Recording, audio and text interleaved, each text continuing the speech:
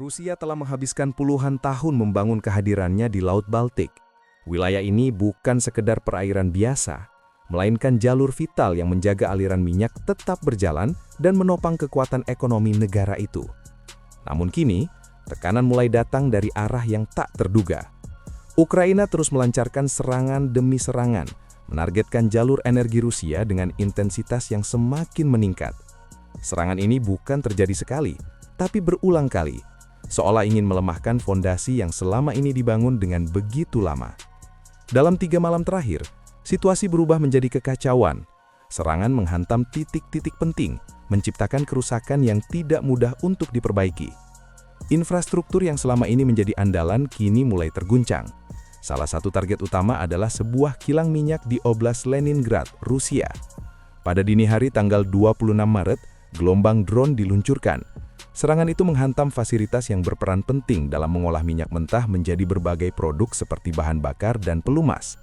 Dampaknya langsung terasa, tidak hanya pada fasilitas itu sendiri, tetapi juga pada rantai pasokan energi yang lebih luas. Serangan ini terjadi di saat harga minyak global sedang berada dalam tekanan kenaikan, bahkan sempat menembus angka $100 per barel. Situasi global yang memanas membuat nilai energi menjadi semakin strategis, bahwa setiap upaya untuk memanfaatkan situasi tidak akan berjalan tanpa hambatan. Di balik serangan ini, muncul suara dari pihak Ukraina yang memberi gambaran lebih jelas tentang dampaknya. Robert Brovdi, komandan unit pesawat tak berawak Ukraina yang dikenal luas, sekaligus kepala pasukan sistem tak berawak, menggunakan Telegram untuk menjelaskan hasil dari operasi tersebut. Dengan nada yang cenderung menyindir, ia menggambarkan bagaimana aliran minyak dari Siberia, yang biasanya mengalir mulus menuju kilang di wilayah Baltik, kini justru terganggu. Minyak mentah yang sebelumnya diproses di kilang Karisi, lalu dikirim sebagai bahan bakar melalui pelabuhan penting seperti Primorsk dan Ust-Luga, kini menghadapi hambatan besar. Selama 3 hari terakhir, fasilitas tersebut tidak hanya terganggu, tetapi juga dilanda kebakaran dan kerusakan akibat serangan drone Ukraina. Brovdi bahkan secara terbuka mengejek situasi itu, menyebut bahwa Ukraina telah berhasil menyumbat salah satu titik terpenting dalam jaringan energi Rusia di Laut Baltik. Menurutnya, Rusia tidak hanya harus memadamkan api, tetapi juga membutuhkan waktu berhari-hari untuk membersihkan kerusakan dan mengembalikan operasional seperti semula. Namun pernyataan itu kemungkinan masih meremehkan dampak sebenarnya. Media Euromaidan Press memberikan gambaran yang lebih rinci. Mereka melaporkan bahwa serangan terhadap jaringan minyak Baltik milik Rusia telah melumpuhkan beberapa unit pengolahan utama di kilang tersebut. Akibatnya, proses penyulingan minyak mentah terpaksa dihentikan sepenuhnya.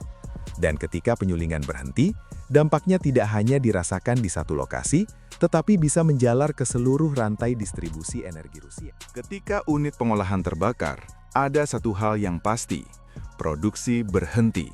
Tidak ada bensin, tidak ada solar, tidak ada produk energi yang bisa dihasilkan dari fasilitas tersebut. Bagi Vladimir Putin, ini bukan sekedar kerusakan fasilitas. Ini adalah gangguan langsung terhadap kemampuan Rusia dalam menopang operasinya. Tanpa produksi dari kilang ini, pasokan bahan bakar untuk kebutuhan militer, terutama di garis depan Ukraina, ikut terdampak. Di saat yang sama, ekspor energi yang menjadi sumber pendapatan utama juga ikut terganggu. Namun, serangan tidak berhenti di situ. Drone Ukraina juga menghantam tangki-tangki penyimpanan di lokasi tersebut. Artinya, bukan hanya fasilitas pengolahan yang rusak, tetapi juga cadangan minyak mentah dan produk jadi yang sudah siap dikirim ikut terbakar.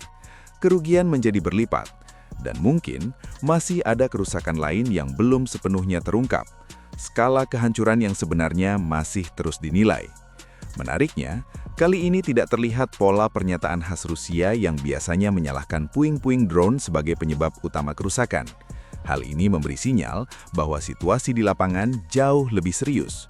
Otoritas di wilayah Leningrad tampaknya lebih fokus memadamkan kebakaran besar yang melanda seluruh kompleks kilang daripada membangun narasi. Dan inilah skenario terburuk yang bisa terjadi bagi Kremlin. Karena kilang Karishi bukanlah fasilitas biasa. Ia adalah salah satu titik penting dalam jaringan energi Rusia, bagian dari sistem yang menjaga aliran bahan bakar tetap berjalan, baik untuk kebutuhan domestik maupun militer. Selama berbulan-bulan, Ukraina secara konsisten menargetkan kilang-kilang minyak Rusia. Tujuannya jelas, membatasi kemampuan Rusia untuk memanfaatkan kekayaan energinya dan mempersempit ruang gerak ekonomi yang mendukung operasi militernya. Namun Karishi berbeda. Fasilitas ini bukan sekedar kilang biasa, melainkan bagian penting dari mesin energi Laut Baltik yang telah dibangun Rusia selama puluhan tahun. Laporan dari Bloomberg menegaskan hal tersebut. Kilang ini dirancang untuk memproses lebih dari 400.000 barel minyak setiap hari. Fokus utamanya adalah produksi diesel, bensin, dan bahan bakar ringan. Produk-produk yang tidak hanya digunakan di dalam negeri, tetapi juga diekspor untuk menghasilkan pendapatan besar bagi Rusia. Sementara itu, Euromaidan Press menambahkan gambaran yang lebih luas. Kilang Karishi termasuk dalam 3 fasilitas pengolahan minyak terbesar di Rusia. Setiap tahunnya, kilang ini menangani sekitar 20 hingga 21 juta ton minyak mentah. Angka yang sangat besar dan sangat vital. Lebih dari itu, kontribusinya mencapai sekitar 6% dari total kapasitas penyulingan minyak Rusia. Artinya, ketika Karishi terganggu, dampaknya terasa secara nasional. Bukan hanya untuk ekspor, tetapi juga untuk kebutuhan dalam negeri, termasuk bahan bakar bagi militer dan masyarakat sipil. Dan disinilah letak momentum yang paling menentukan. Ukraina menyerang pada waktu yang paling tidak diinginkan oleh Kremlin. Di tengah lonjakan harga minyak global yang dipicu oleh operasi militer seperti Operation Epic Fury, Rusia sebenarnya berada dalam posisi untuk meraup keuntungan besar. Kilang Karishi diharapkan menjadi salah satu mesin utama yang menghasilkan miliaran dolar tambahan bagi negara. Namun sekarang, fasilitas itu terbakar, dan bersama api tersebut, ikut terbakar pula harapan Rusia untuk memaksimalkan momentum harga minyak yang sedang tinggi. Dan meskipun kerusakan di Kirishi sudah besar, bagi Vladimir Putin itu baru permulaan. Masalah sebenarnya jauh lebih luas. Ukraina tidak hanya menyerang satu titik, mereka menargetkan seluruh jaringan minyak Rusia di Laut Baltik. Selama 3 hari, dari 23 hingga 26 Maret, drone Ukraina terbang lebih dari 1.000 km untuk menghantam target strategis secara berulang. Bukan hanya kilang, tapi juga terminal ekspor dan pelabuhan utama. Primorsk dan Ust-Luga ikuti serang, 2 jalur vital yang mengalirkan puluhan juta ton minyak Rusia setiap tahun. Akibatnya, operasional terganggu, dan aliran miliaran dolar mulai terhambat. Semua ini menunjukkan satu hal, Ukraina tidak sekedar menyerang. Mereka sedang mencoba melumpuhkan mesin energi Rusia dari akarnya. Serangan itu dimulai di sekitar Saint Petersburg pada dini hari. Sekitar pukul 4 pagi, Gubernur Alexander Drozdenko mengakui bahwa drone Ukraina telah merusak tangki bahan bakar di pelabuhan. Namun, skala kerusakan sebenarnya jauh lebih besar. Laporan internal menyebutkan bahwa hingga 6 tangki penyimpanan di Primorsk hancur, memicu asap raksasa yang membentang hingga ratusan kilometer. Langit menghitam dan menjadi tanda jelas bahwa serangan besar sedang terjadi. Dan itu belum berakhir. 2 hari kemudian, Ukraina kembali menyerang. Kali ini, targetnya adalah Ust-Luga. Drone menempuh jarak hampir 1.000 km, lalu menghantam dengan kekuatan besar. Sedikitnya 10 ledakan terjadi, menciptakan cahaya terang yang terlihat dari jarak bermil-mil. Meski Rusia mengklaim sebagian besar drone berhasil ditembak jatuh, laporan di lapangan menunjukkan hal yang berbeda. Api dari ledakan bahkan disebut menjulang lebih dari 100 meter ke udara. Dan yang paling mencolok, serangan ini bukan sekali. Ukraina dilaporkan menghantam wilayah ini berulang kali, hingga 4 kali dalam 5 malam berturut-turut. Kerusakan di Ust-Luga bukan sekadar gangguan. Dermaga pemuatan minyak dilaporkan hancur, disertai kerusakan pada struktur teknis dan tangki penyimpanan. Ini menegaskan satu hal, serangan Ukraina jauh dari kata kecil. Bahkan, serangan ini mulai terlihat seperti upaya sistematis untuk menghancurkan fondasi industri minyak Rusia di Laut Baltik. Intensitasnya pun meningkat. Bukan hanya 1 atau 2 serangan. Ust-Luga dihantam hingga 4 kali dalam waktu kurang dari seminggu. Sementara Primorsk menerima beberapa serangan besar dalam hitungan hari. Menurut laporan Euromaidan Press, ini bukan kebetulan. Ini adalah kampanye terkoordinasi. Analis energi Boris Aronstein bahkan menyebutnya sebagai ancaman paling serius terhadap ekspor minyak Rusia sejak perang dimulai. Presisi, skala, dan waktu serangan semuanya menunjukkan perencanaan yang matang dan dampak yang belum pernah terlihat sebelumnya. Dan jika melihat pola ini, Ukraina tampaknya sedang mencoba mengulang strategi yang pernah mereka lakukan di Feodosia. Setelah serangan Ukraina pada September dan Oktober lalu di Feodosia, Institute for the Study of War bahkan menilai pelabuhan itu mungkin tidak akan bisa beroperasi normal selama perang masih berlangsung. Dampaknya besar, bukan hanya ke logistik, tapi juga ke kontrol Rusia atas Crimea. Dan sekarang, pola yang sama mulai terlihat di Laut Baltik, bahkan dengan skala yang lebih mengancam. Dalam beberapa hari terakhir, Vladimir Putin hanya bisa menyaksikan 2 pelabuhan utama diserang, kilang yang memasoknya ikut terbakar, dan seluruh jaringan minyak di kawasan itu mulai lumpuh. Padahal, pelabuhan-pelabuhan ini bertanggung jawab atas pengiriman sekitar 1 juta barel minyak setiap hari, angka yang setara dengan ratusan juta dolar setiap harinya. Laporan dari The Telegraph menyebut Rusia bisa menghasilkan hingga ratusan juta dolar per hari dari minyak, terutama saat harga global melonjak akibat ketegangan di Selat Hormuz. Namun sekarang, aliran itu terganggu. Dan bukan hanya kerusakan yang menjadi masalah. Menurut United 24 Media, perbaikan infrastruktur ini bisa memakan waktu lebih dari 2 minggu, bahkan mungkin lebih lama, melihat kompleksitas kerusakan yang terjadi. Artinya, setiap hari yang berlalu adalah kerugian yang terus bertambah. Bahkan jika perbaikan berjalan lancar, kapal tanker baru mulai kembali beroperasi di akhir bulan. Itu pun dengan satu syarat besar, jika Ukraina berhenti menyerang. Namun kenyataannya berbeda. Dalam waktu 1 minggu saja, Ukraina telah membuktikan bahwa mereka mampu menyerang berulang kali dan berhasil. Ini menunjukkan satu hal.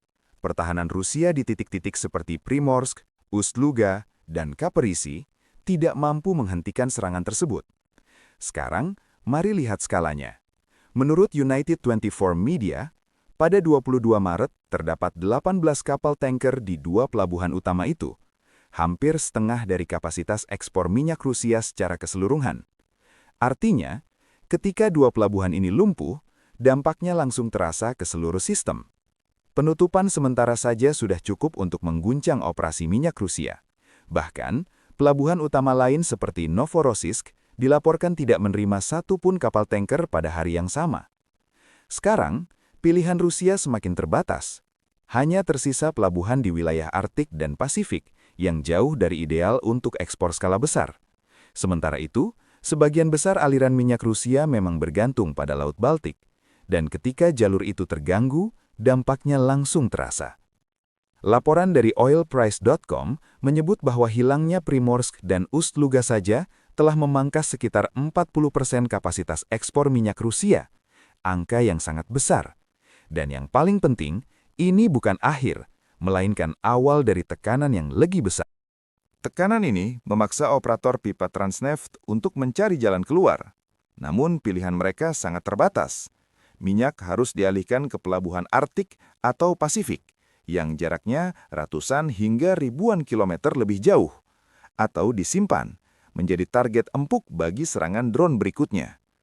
Ada opsi di Laut Hitam, seperti Novorossiysk, namun pelabuhan itu sendiri baru saja pulih, dan infrastrukturnya belum cukup kuat untuk menanggung beban ekspor Rusia. Lebih dari itu, lokasinya justru membuatnya semakin rentan. Mengirim minyak ke sana sama saja membuka target baru bagi Ukraina. Akibatnya, aliran minyak Rusia mulai tersendat.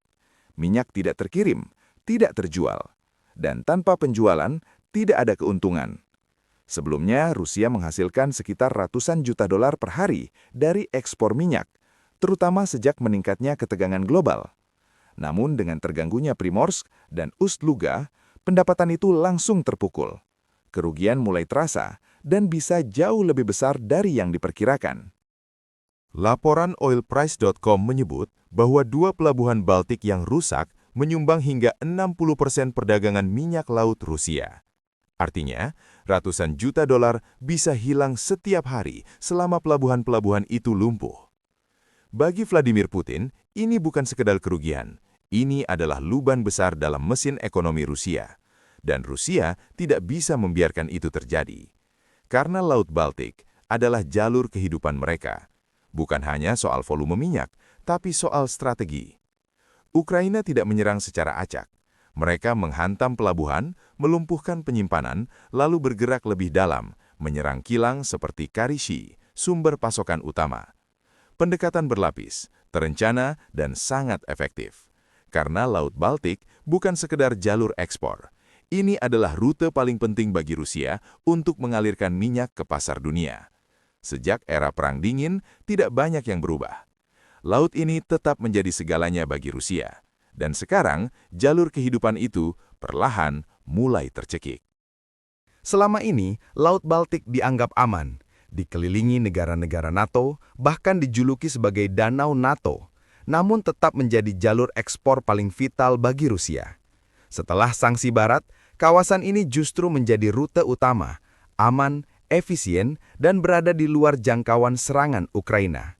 Berbeda dengan Laut Hitam yang sejak awal perang sudah terus melemah, Baltik adalah benteng terakhir, jalur yang dianggap sakral. Namun sekarang, semuanya berubah. Serangan demi serangan selama seminggu terakhir telah membuktikan satu hal, tidak ada lagi tempat yang benar-benar aman. Ukraina tidak perlu mengejar kapal-kapal minyak Rusia di laut. Mereka cukup menghancurkan pelabuhan dan kilang. Dan ketika itu terjadi, seluruh sistem runtuh dengan sendirinya. Ini bukan hanya tentang minyak, bukan hanya tentang uang. Ini adalah pesan. Pesan langsung kepada Vladimir Putin bahwa Ukraina hari ini sangat berbeda dari Ukraina tahun 2022. Dan perang ini telah memasuki babak yang benar-benar baru. Dalam 4 tahun terakhir, Ukraina telah berubah dari bertahan menjadi kekuatan militer yang semakin diperhitungkan. Serangan drone jarak jauh ke Ust-Luga, Primorsk, hingga Karishi hanyalah bukti terbaru.